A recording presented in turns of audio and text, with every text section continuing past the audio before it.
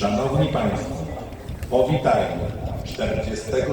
prezydenta Stanów Zjednoczonych Ameryki, pana Joe Bidena.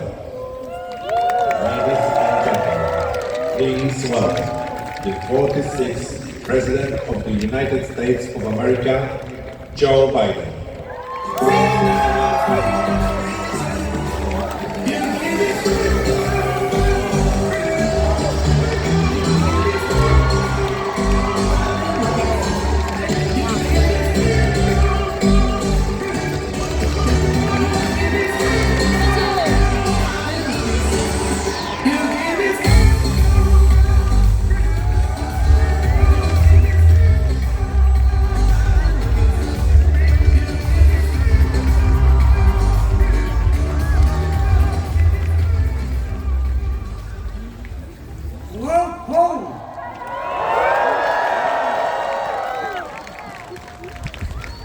Great allies, President Duda, Prime Minister, Mr. Prime Minister, Mr. Mayor, all the former ministers and presidents, as well as mayors and college leaders from all across the country. Thank you for welcoming me back to Poland. You know, it was nearly 1 year ago I spoke at the Royal Castle here in Warsaw. Just weeks after Vladimir Putin had unleashed his murderous assault on Ukraine, the largest land war in Europe since World War II had begun. And the principles that have been the cornerstone of peace, prosperity, and stability on this planet for more than 75 years were at risk of being shattered. 1 year ago, the world was bracing for the fall of Kyiv. Well, I just come from a visit to Kyiv, and I can report Kyiv stands strong. Kyiv stands proud. It stands tall. And most importantly, it stands free. When Russia invaded, it wasn't just Ukraine being tested. The whole world faced a test for the ages. Europe was being tested. America was being tested. NATO was being tested. All democracies are being tested. And the questions we face are as simple as they were profound. Would we respond? Or would we look the other way? Would we be strong? Or would we be weak? Would we, all of our allies, would we be united or divided? 1 year later, you know the answer. We did respond. We would be strong. We would be united. And the world would not look the other way. We also face fundamental questions about the commitment to the most basic of principles. Would we stand up for the sovereignty of nations? Would we stand up for the right of people to live free from naked aggression? Would we stand up for democracy? 1 year later, we know the answers. Yes, we would stand up for sovereignty, and we did. Yes, we would stand up for the right of people to live free from aggression, and we did. And we would stand up for democracy, and we did. And yesterday, I had the honor to stand with President Zelensky in Kyiv to declare that we will keep standing up for these same things, no matter what.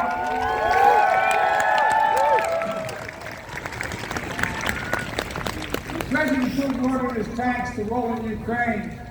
He thought we would roll over. He was wrong.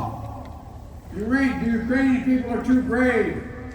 America, Europe, a coalition of nations from the Atlantic to the Pacific, we were too unified. Democracy was too strong.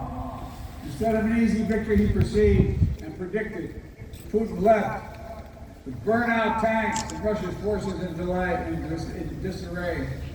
He thought he'd get the Finlandization of NATO. Instead, he got the NATOization of Finland and Sweden. He thought NATO would fracture and divide. Instead, united and more unified than ever before.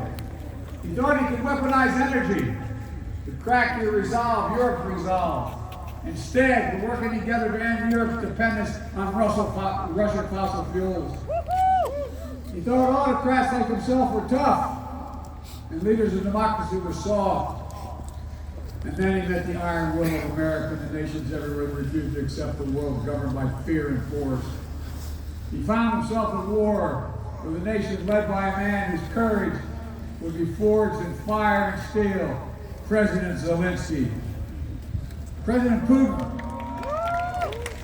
is confronted with something today that he didn't think was possible a year ago. The democracies of the world have grown stronger, not weaker. But the autocrats of the world have grown weaker, not stronger. Because in the moments of great upheaval and uncertainty, that knowing what you stand for is most important. And knowing who stands with you makes all the difference. The people of Poland know that, you know that.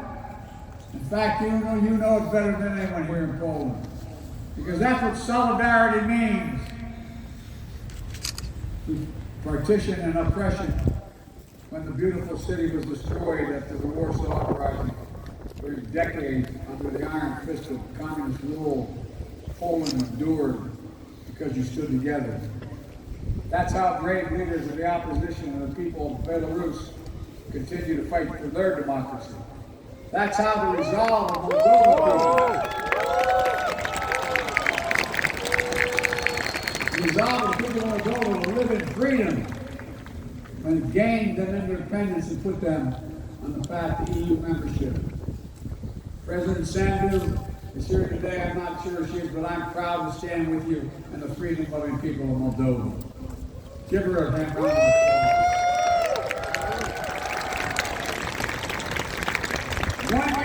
1 year into this war, Putin no longer doubts the strength of our coalition, but he still doubts our conviction. He doubts our staying power. He doubts our continued support for Ukraine. He doubts whether NATO can remain unified.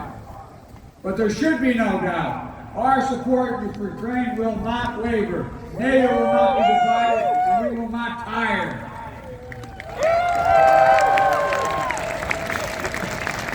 President Putin's craving lust for land and power will fail, and the Ukrainian people's love for their country will prevail.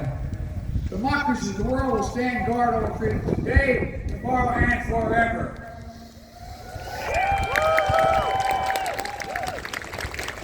So that's what's at stake here. Freedom. That's the message I carried to Kyiv yesterday. Directly to the people of Ukraine. When President Zelensky said he came to the United States in December, quote, he said, this struggle will define the world and what our children and grandchildren, how they live, and then their children and grandchildren. He wasn't only speaking about the children and grandchildren of Ukraine. He was speaking about all of our children and grandchildren, yours and mine. We're seeing again today what the people of Poland and the people across Europe saw for decades. Appetites of the autocrats cannot be appeased. They must be opposed.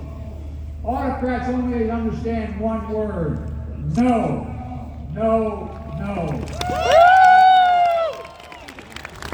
No, you will not take my country. No, you will not take my freedom. No, you will not take my future. And I'll repeat tonight what I said last year in the same place.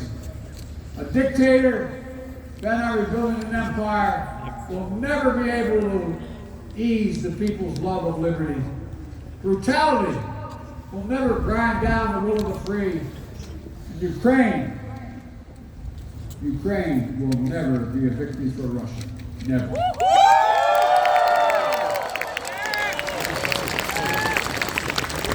When free people refuse to live in a world of hopelessness and darkness,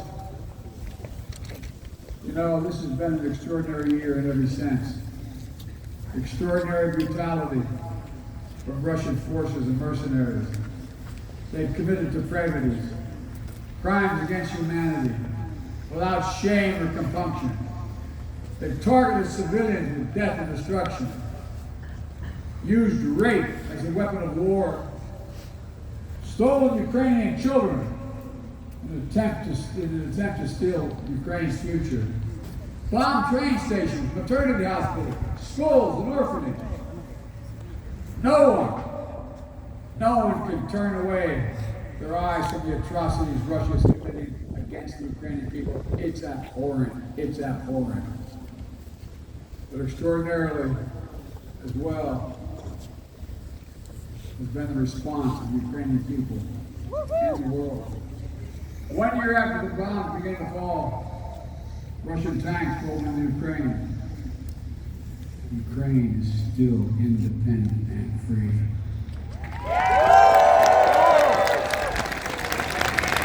From Kherson to Kharkiv, Ukrainian fighters have reclaimed their land. More than 50% of the territory Russia held last year. The blue and the yellow flag of Ukraine proudly waves once again. President Zelensky still leads a democratically elected government that represents the will of the Ukrainian people. The world has already voted multiple times, including the United Nations General Assembly, to condemn Russia's aggression and support a just peace. Each time in the UN, that vote has been overwhelming. In October, 143 nations in the United Nations condemned Russia's illegal annexation. Only four in the entire UN voted with Russia. 4. So tonight, I speak once more to the people of Russia. The United States and the nations of Europe do not seek to control or destroy Russia. The West is not plotting to attack Russia, as Putin said today. And millions of Russian citizens who only want to live in peace with their neighbors are not the enemy. This war is never a necessity. It's a tragedy. President Putin chose this war. Every day the war continues is his choice. He could end the war with a word. It's simple. If Russia stopped invading Ukraine, it would end the war. If Ukraine stopped defending itself against Russia, it would be the end of Ukraine. That's why together we're making sure Ukraine can defend itself. The United States has assembled a worldwide coalition of more than 50 nations to get critical weapons and supplies to the brave Ukrainian fighters in the front lines. Air defense systems, artillery, ammunition, tanks, armored vehicles. The European Union and its member states have stepped up with unprecedented commitment to Ukraine. Not just in security assistance, but economic and humanitarian refugee assistance and so much more.